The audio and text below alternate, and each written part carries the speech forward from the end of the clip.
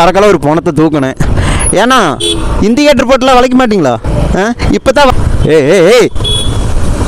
ஏய் சல் எப்படிலாம் வர அவரு பாட்டுக்கு வராரு. ஏதோ அவரு விட்டு வண்டி மாதிரி அப்படியே வந்துட்டேன். சைட் அடிச்சேன் நான் அங்கே அடிச்சு இப்படி வந்துட்டேன்.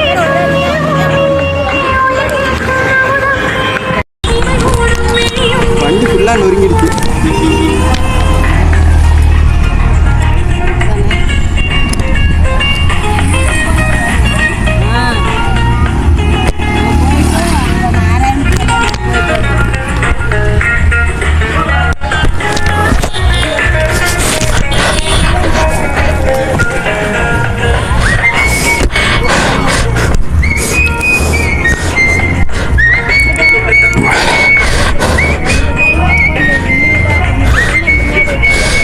Full and full damage. தற்கூரிங்க. ஓ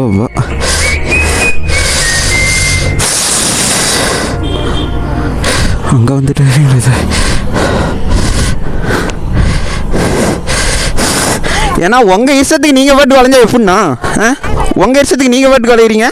இண்டிகேட்டர் போட்டால் இல்லை, இண்டிகேட்டர் போட்டால் நீங்கள் வளைஞ்சிடலாம். சைடு வீரர் எதுக்கு இருக்கு? ஸ்பீடாலாம் ஒரு ரெக்கார்டு இருக்குதுண்ணா. ரெக்கார்டு இருக்குது. இந்தியன் ஸ்பீட் லிமிட்டட் 50 கூட வந்திருக்கல. நீங்கள் எவ்வளோ போனால் என்னன்னா நீங்கள் நிறுத்தி 200 கூட வந்துருக்க மாட்டீங்களா? என்னண்ணா பேசிட்டு இருக்கிறீங்க? 200 வர முடியுமாண்ணா?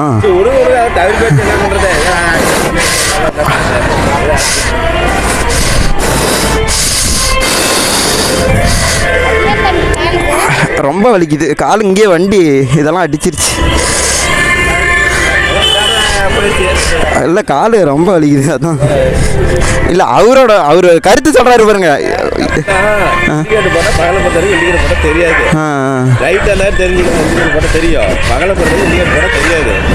அதுவும் இது பைபாஸ் ஒன்று கையை வச்சு கட்டணும். பகலில் எல்லாரும் கையை கட்டுவாங்க. அவர் காரணம் சொல்கிறாரு 200 கூட வந்திருக்க மாட்டேன் அப்படின்னா அது என்ன அர்த்தம்?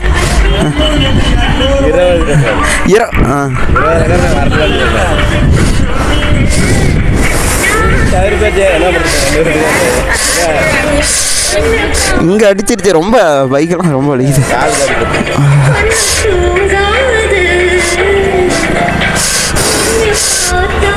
பைக் ஃபுல்லாக நொறுங்கிடுச்சு.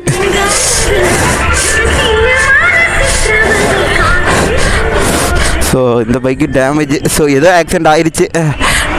ஸோ நம்மளும் கிளம்ப ஆரம்பிக்கலாம். இந்தாங்க அவரோட பேனை அவர்கிட்ட கொடுத்துருங்க. வராங்க. நம்ம அது வரைக்கும் கொஞ்சம் தூரம் போகலாம். ரொம்ப முடியல.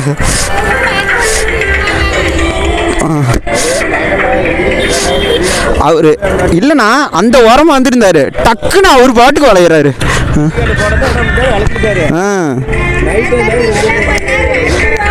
இல்லை அப்படியே கிளம்புறேன்.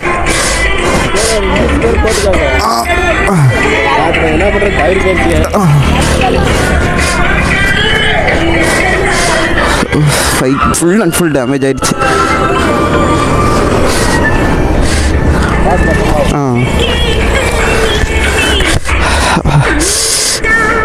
தேங்க்ஸ். எல்லாருக்கும் ரொம்ப நன்றி. தண்ணியெல்லாம் கொடுத்தீங்க.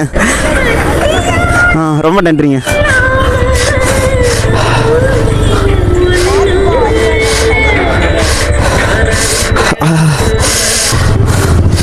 ரொம்ப ரொம்ப வலிக்குது.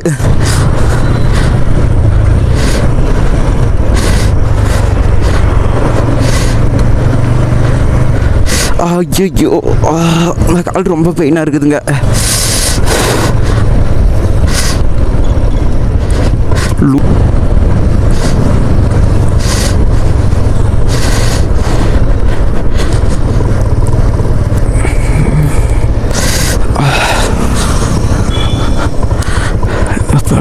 சாமி ஏதாவது ஜூஸ்க்கு சாப்பிடலாம்.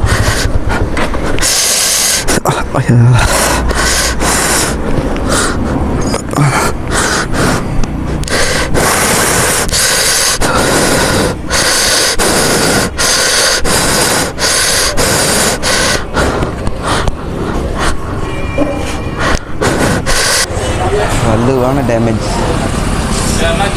வண்டி ஆக்சிடென்ட் ஆயிடுச்சுன்னா வரடி இருக்கிறேன். இங்கே உயிர் போகிற மாதிரி அடிக்குது. என்னன்னே தெரியல. எதுவுமே பண்ண முடியல. வண்டி கொஞ்சம் தூரம் ஓட்டிகிட்டு வரப்பே அங்கெல்லாம் கால் மறுத்துருச்சு. இங்கே எதுவும் அவ்வளோக்கா உணர்ச்சி இல்லை. ஆனால் ஆட்ட முடியுது ஓரளவுக்கு. உணர்ச்சி இல்லை.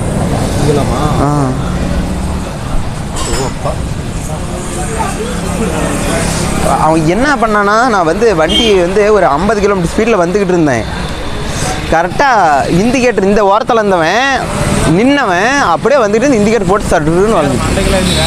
நான் ஹெல்மெட் நல்லா பக்காவாக ஹெல்மெட் போட்டுக்கிட்டேன். சிறு போகிற மாதிரி அடிக்குது, இங்கெல்லாம் வலிக்குது. இங்கே இப்படித்தான் விழுந்துட்டேன்.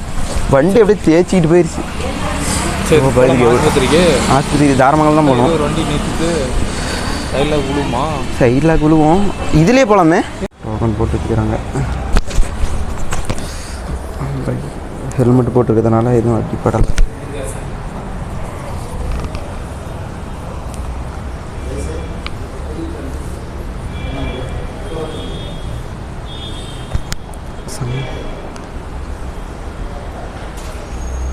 காலை ஒரு பக்கம் அப்படியே எந்திரிக்க முடியல. ஒருத்தர் நம்ம அண்ணன் தான் கூட ஒருத்தர் வந்துருக்கிறாரு.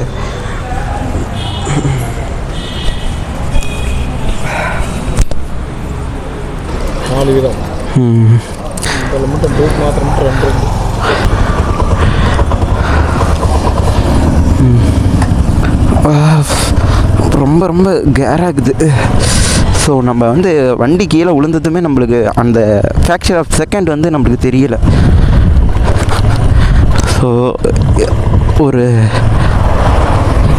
ஸோ என்றைக்குமே வந்து ஏதாவது ஒரு பிரச்சனை அப்படின்னா இவர் வந்துடுறாரு. இப்பயுமே ஆக்சிடெண்ட்டுன்னதுமே தலை தெறிக்க வந்துட்டார். வண்டி நான் வந்து வேகமாக போக கிடையாது. நான் அதுக்கு முன்னாடி வந்து 50 தான் வந்தேன். கிராஸ் ஆகிட்டார். கிராஸ் ஆனதுமே அடித்து நுணுக்கி விட்டுட்டோம். ஒரு நுணுக்க நுணுக்கி விட்டோம்.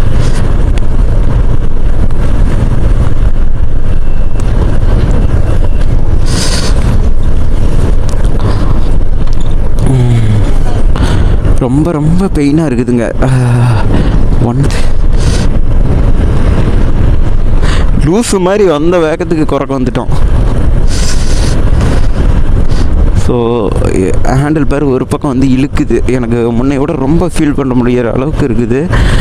ஹேண்டில் பேர் ரொம்ப ஃபீல் ஆகுது. இது வேறு ரொம்பவே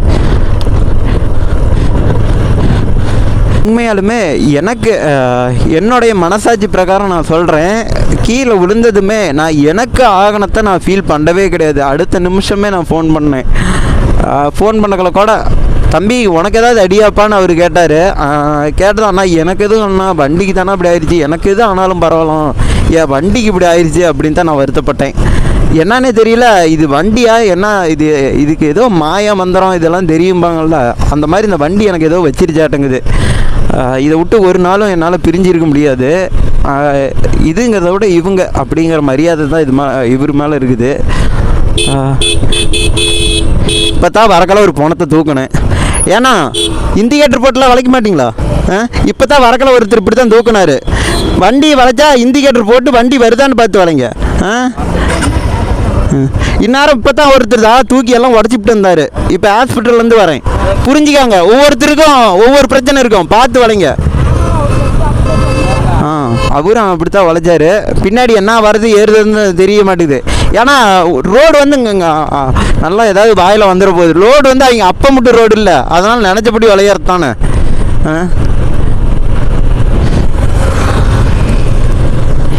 இதே வந்து ரொம்ப ரொம்ப இப்பயே அடிபட்டு எல்லாமே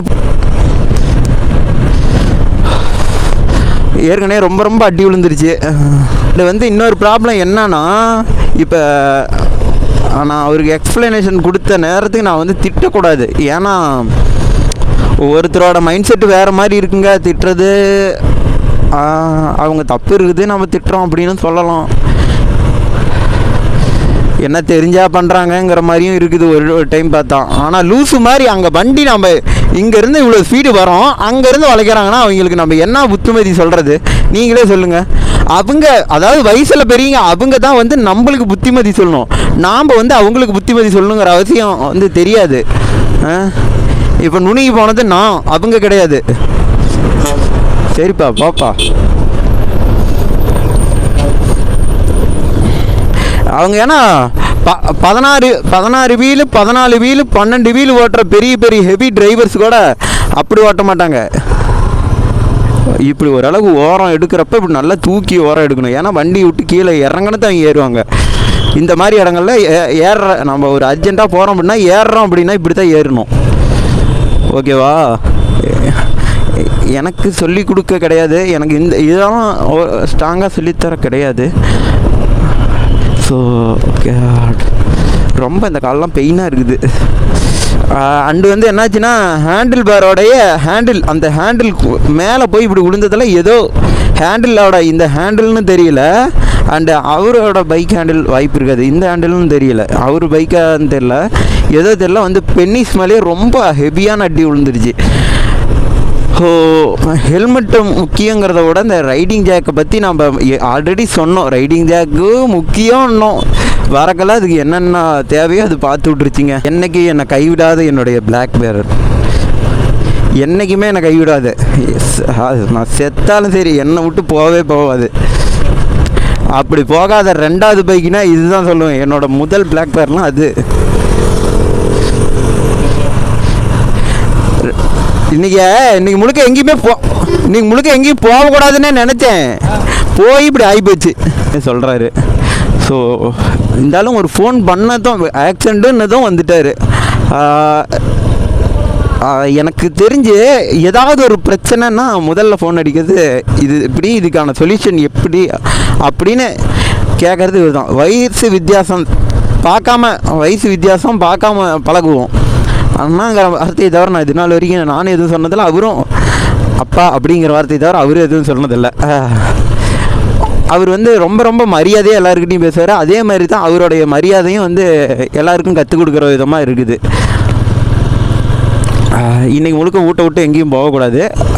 ஏன்னா 2 தடவை எமன் வந்து நம்மளுக்கு வந்து டிக்கெட்டு கொடுத்தாரு. அந்த டிக்கெட்டை வந்து நம்ம வாங்க கிடையாது.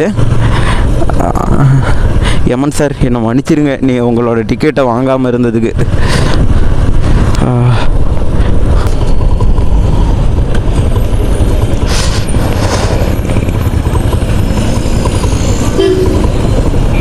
ஐயோ,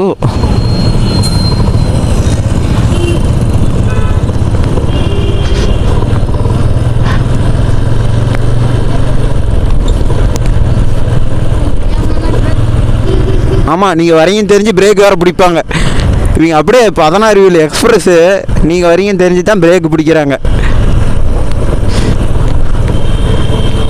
அண்ணா நீனோ நடு ரோட்டில் காரை விட்டு ஆட்டிட்டு இருக்கிறது, இப்படி கூட விடலாங்க, எந்த பிரச்சனையும் இல்லை. ஆல்ரெடி இதுக்கு வந்து நான் எந்த ஒரு தவறும் சொல்ல மாட்டேன். ஏன்னு கேட்டால் அவர் வளைக்கிறாரு, நடு ரோட்லேயே விட்டு வளைக்கிறாரு. ஏய் சல் எப்படிலாம் வேற